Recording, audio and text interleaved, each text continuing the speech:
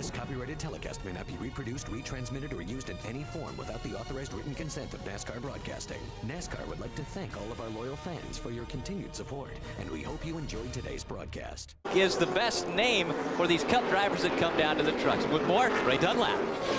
Hey, Rick, the yellow flag just came out, so let's see what happens here on pit road. We are now inside the window for these guys to be able to make this on 2 stops. They needed to get past lap 22. We're now at 36. So we'll update you on what's happening on pit road, and we'll get back to that story. All right. And problems with J.C. Stout in the 91, as he has problems as well. Phil Bonnefeld was in the 23 and got spun around. That's what brought the caution out. But now the 91 of Stout having problems as well. That's kind of up here and come in here after the pits get open for the lap down cars. There may have been something on the racetrack there that caused JC to get turned around there. Right. He's made some contact with somebody with the right front of him. One more pit stop. Most of the guys said they could run about 85 laps, so they all pitted on lap 37, so that gets them, 163 laps to go, 81 and a half laps for 2 different runs. So I think all of caution flags back out. J.C. Stout, the guy we had trouble with earlier, had trouble trying to get by Bobby Hamilton earlier. It stalled just off the racetrack. Tell you what, Rick Crawford had a good pit stop too, because he's competitive up into 4th right now. And so J.C. Stout brings out caution number 2.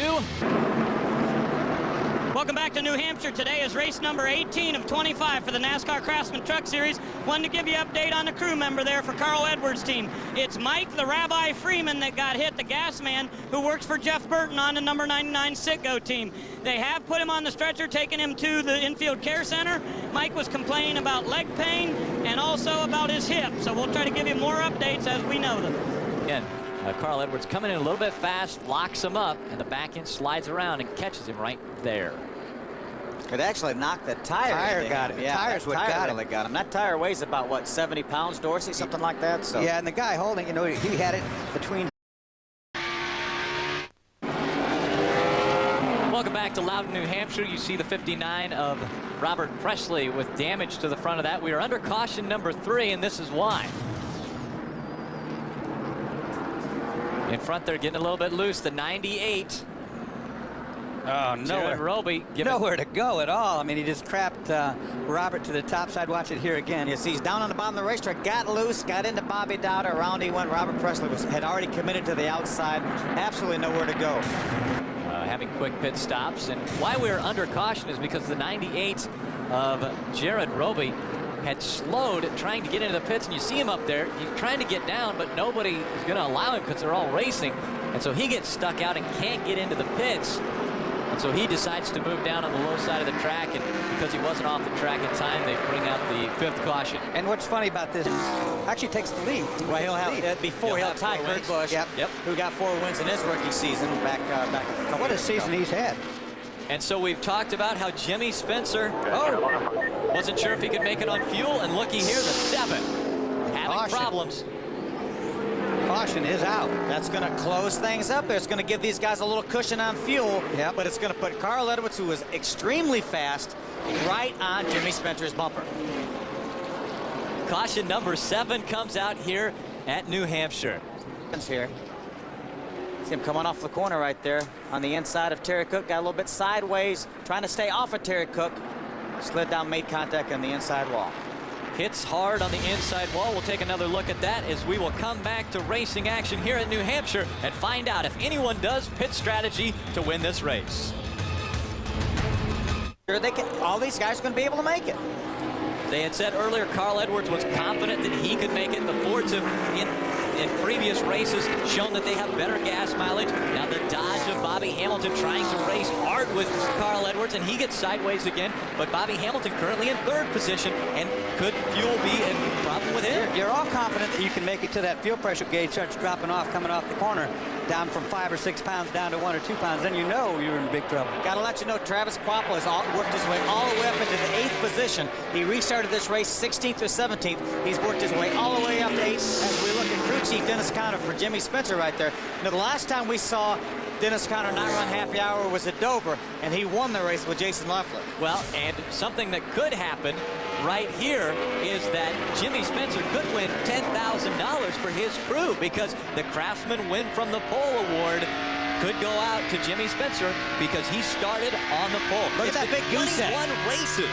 Can you imagine giving 10,000 away? Can you imagine if they rolled that over every time? Woo, that'd be big money. Of course, it wouldn't have. It would have been won by now. That case, right?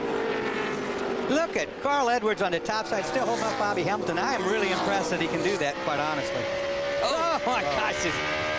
It's amazing that Carl Edwards is still able to hold on to that truck. It's so loose, but he's sitting in second, running the high line. Bobby Hamilton's going to try to make the pass. We're going to have 2 laps of racing to go when they come across the start-finish line. Like I say, all it's going to take, Bill, is just a nudge, anything, and that thing's going to go sliding on out of there. Okay, regardless of what happens these next 2 laps, he has done a heck of a job. That kid has got a lot of talent to hold on to this thing. Look at all the damage to that truck. That truck looks like it was wiped out. And he will not quit. He's a bulldog. Look, he fights his way back to the outside again, takes away the position.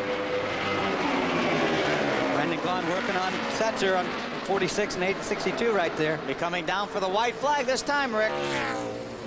As they come by the start-finish line, Jimmy Spencer sees the white flag. 1 lap to go to his first ever victory here in New Hampshire, and this will be his first ever Truck Series victory in only his 2nd start. And he's got a lot of distance over 2nd place. Carl Edwards and Bobby Hamilton as they battle back behind him. Jimmy Smith.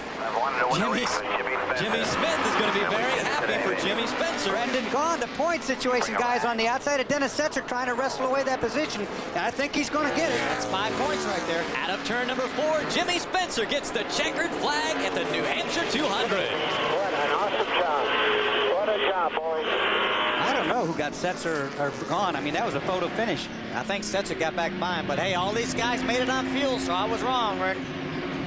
Unbelievable. Jimmy Spencer able to win from the pole for the first time here in 2003. He was waving to Carl Edwards saying, great race. Well, that guy, Carl Edwards, put on a show. He's got that thing all beat up front, back, every which way. But he didn't quit, did he? He just kept on humping. A smiling Jimmy Spencer claiming his first victory in New Hampshire, and he had to do it in a truck. But any win's big. When you get to this level, that's a big, big win for Jimmy Spencer. I said last week he was going to get out of the truck all smiles. It was a bit premature. This time he will. Jimmy Spencer becoming the 7th driver to win in his first 2 starts. So very impressive for Jimmy Spencer. And he talked about it earlier today that during practice yesterday, he was like, hey, this thing is just right. Don't change anything on it. Let's go down to trackside. Barry Dodson. This copyrighted telecast may not be reproduced, retransmitted, or used in any form without the authorized written consent of NASCAR Broadcasting. NASCAR would like to thank all of our loyal fans for your continued support, and we hope you enjoyed today's broadcast. This has been a special presentation of ABC Sports, spanning the globe to bring you the biggest events in the wide world of sports.